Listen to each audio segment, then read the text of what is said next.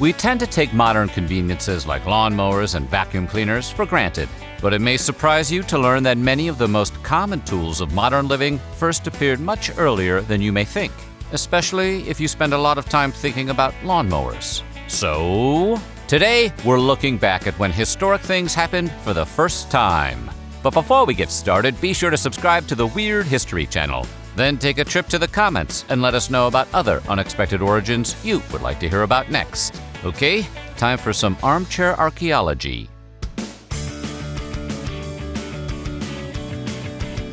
The history of footwear is spotty in parts, as humans didn't typically make their shoes out of materials that stand the test of time.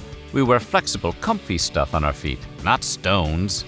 Nonetheless, some shoes have survived long enough for us to learn about the feats of the ancients. One very old shoe in particular, known as the Armenian Arini I, dates back to 3500 BCE and suggests that even way back then, people were already wearing shoelaces.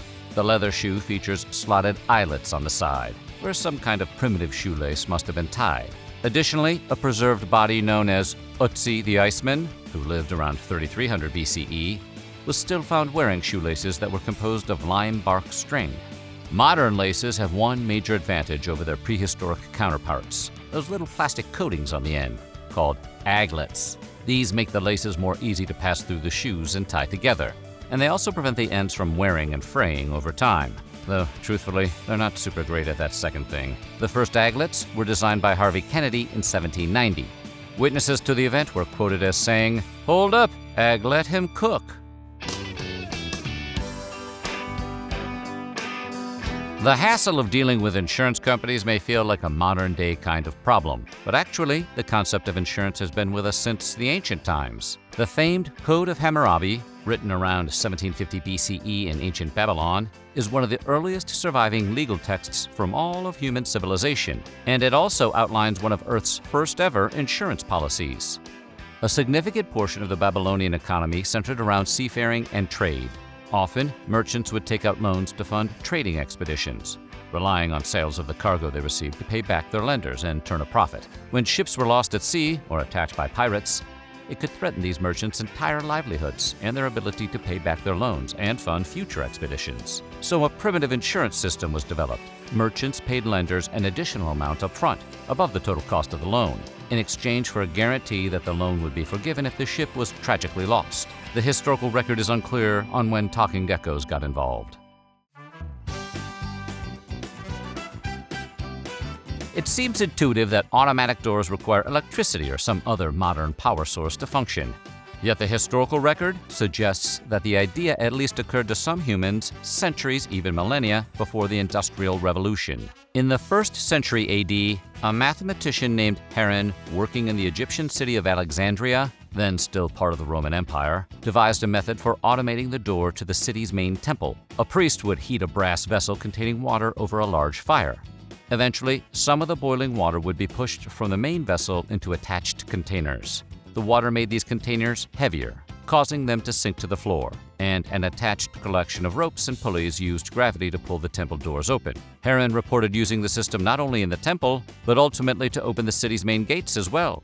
It saved the populace from some serious muscle aches. The first modern automated doors, which use an optical device to identify when pedestrians need them opened, were designed in 1931 by engineers Horace Raymond and Sheldon Roby of the Stanley Works Company. They were designed specifically for a West Haven, Connecticut restaurant called Wilcox's Pier, where servers needed to constantly ferry around plates of food and drinks both inside and out. The entire setup apparently cost the restaurant $100 to design and install.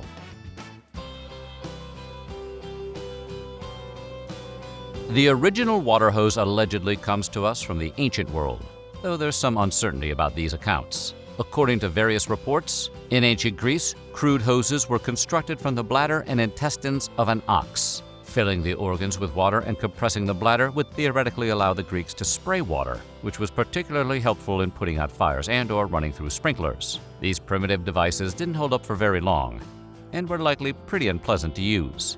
However, these accounts may be entirely apocryphal, as no compelling physical evidence that ancient Greeks used ox hoses has ever been found. But in fairness, gut hoses aren't really built to last. The first contemporary fire hose was designed in 1673 by Dutch artist and inventor Jan van der Heide.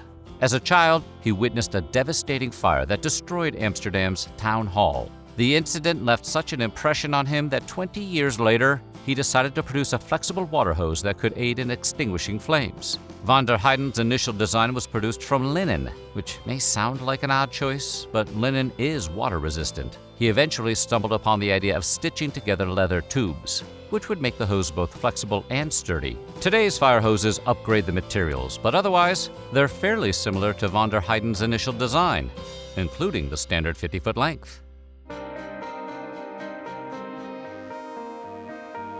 Humans have been keeping gardens for centuries now, but prior to the early 19th century, anyone who needed grass cut would either have to purchase some grazing animals or employ a specialist armed with a scythe. Yep, that metal-as-hell blade the Grim Reaper carries is essentially a gardening tool. It's right there in his name.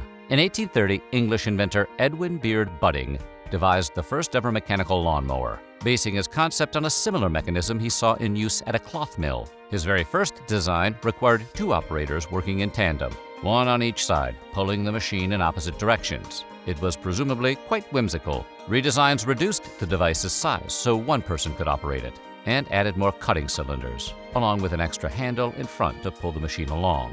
Budding's later designs largely resemble the analog lawnmowers of today, though he had never really imagined his invention as a familiar device that would be in everyone's home. He'd originally produced his invention primarily for sporting grounds, royal gardens, and other large industrial uses. Among Budding's first customers were the Regent's Park Zoological Gardens in London and the colleges at Oxford.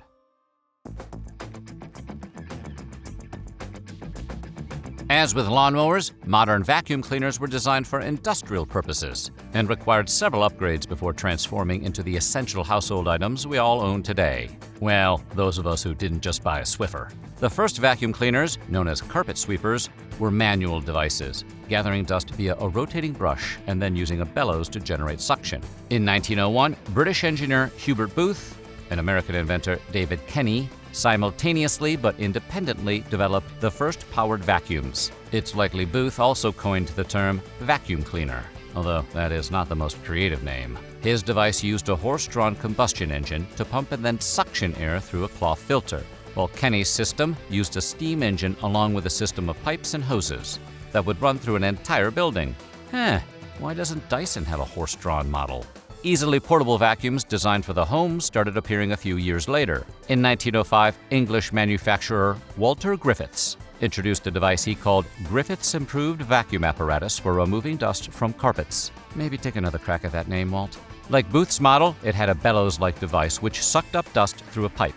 The first portable electric vacuums were patented in 1908 by James Murray Spangler, who had worked as a department store janitor in Canton, Ohio. He used suction from an electric fan to blow dirt into a pillowcase, along with a rotating brush to scrape up all lingering debris. This basic design became the template for modern vacuums. It may surprise you to hear it, but ballpoint pens needed to be reinvented a few times before we got them totally right. The original concept was devised and patented in 1888 by an American cashier named John J. Loud. He wanted to invent a device that could write legibly with ink on leather products, which wasn't possible using the fountain pens that were the current standard. Loud's design featured a rotating steel ball that was held in place by a socket. It was effective for its intended use, writing on coarse or rough substances like leather and wood. But Loud's pen could not write clearly on paper, so it didn't have a lot of everyday practical uses. He never had an opportunity to exploit the patent and eventually allowed it to expire. The pens were essentially reinvented in 1930 by Hungarian-Argentine journalist Laszlo Biro. While watching children playing marbles near a puddle, Biro observed the small trail of water that the marbles would leave in their wake and realized this same principle could produce a clean and easy-to-use writing implement. Biro developed his design along with his chemist brother, Jörg. Their major improvement on Loud's version was allowing the ball to turn freely within its socket. It could now pick up ink easily from the cartridge and neatly roll it onto a piece of paper. Now, if only they could make it not smear so easily for those lefties out there. Superglue was developed accidentally by a researcher working on military applications. In 1942, Dr. Harry Coover was designing a new chemical substance he hoped to fashion into a clear plastic lens, which could serve as an accurate gun sight. The substance Coover created ended up being too sticky to form into a lens, but he observed that it was remarkably effective as an adhesive. Starting in the 1950s, he designed a similar compound for use in jets, to hold parts together permanently, even at high speeds and pressure. Yeah, those jets were literally glued together. Superglue had another vital military application as well, sealing open wounds on the battlefield. Though it didn't receive FDA approval as a liquid bandage until the 1990s, a sprayable version was used in the field to treat U.S. soldiers fighting in Vietnam. Enemy combatants typically won't wait for you to find a needle and thread. It seems just like any random person could have come up with the idea for disposable tissues, but those were also first developed for the troops. During World War I, cotton tissues were used as liners for gas masks. But cotton was also required for field dressings and bandages, and was becoming an increasingly rare and valuable commodity in Western Europe. So these cotton tissues were ultimately swapped out for respirators. Post-war, the company Kimberly-Clark adapted the cotton tissues into what they called disposable towels. At first, these were marketed exclusively to women as a clean and efficient way to remove makeup. But the company soon discovered that, all on their own, consumers had started utilizing cotton tissues as disposable handkerchiefs, sort of like how people use Q-tips to clean their ears, despite the brand insisting that's not the intended use. So, Kimberly-Clark changed up their marketing and introduced a new brand name, Kleenex. So what do you think? Which first appearance of these modern staples surprised you the most? Let us know in the comments below, and while you're at it, check out some of these other videos from our weird history.